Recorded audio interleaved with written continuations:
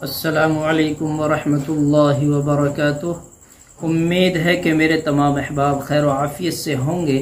میرے عزیزوں پیارے بھائی بزرگوں، اللہ تبارک و تعالیٰ کا فرمان حق اور سچ ہوتا ہے۔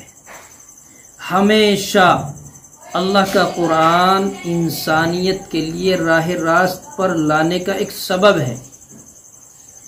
جو بندہ اپنے غربت کی شکایت کرے، مفلسی کی شکایت کرے، تو قرآن کا فرمان سنے، غور کرے، اس پر عمل کرے، کبھی بھوکا سو ہی نہیں سکتا، کبھی اس کی زندگی میں فاقہ آ ہی نہیں سکتا اگر اس نے قرآن کریم میں غور کر لیا، قرآن کریم کو سمجھا۔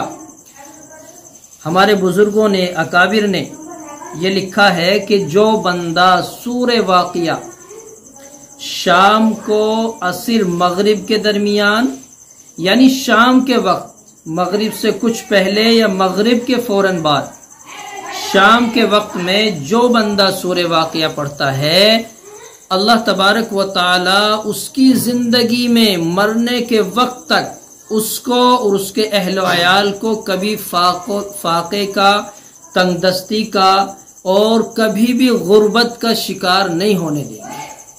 یہ سورہ واقعے کی خاصیت ہے۔ تو ہمیں چاہیے، ہم خود قرآن کریم پڑھے ہوئے ہیں تو سبحان اللہ، اگر نہیں پڑھے ہوئے تو اپنے بچوں کو ترغیب دیں، اپنے سامنے بٹھا کر مغرب سے کچھ پہلے سورہ واقعہ پڑھوائیں، اور اگر مغرب میں کچھ وقت باقی رہ جائے تو دعا کا اہتمام کریں۔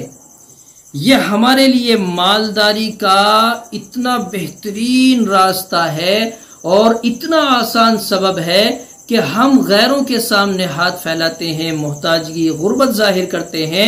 تھوڑا سا وقت دے کر اللہ کے سامنے اللہ سے کہہ دیں، اذا وقعت الواقعہ لیس لوقعتها کاذبہ، سورہ واقعہ مکمل پڑھیں اور ہاتھ اٹھا کے اللہ سے کہہ دیں کہ میرے مولا، میں غریب محتاج ہوں، تو بادشاہ ہے، حاکم ہے، مالک الملک ہے، اے میرے مولا، میں نے ہاتھ تیرے سامنے پھیلائے ہیں، مجھے اس دنیا میں رہتے ہوئے کسی کا محتاج نہ بنا۔ انشاءاللہ یہ دعا آپ کی عرش الہی پہ پہنچے گی، کبھی آپ فقر و فاقے کا شکار نہیں ہو سکتے۔ اس بات کا دھیان رکھیں، اس پر عمل کریں، یہ ہمارے لیے ایک نایاب تحفہ ہے اگر ہم اس پر عمل کریں انشاءاللہ۔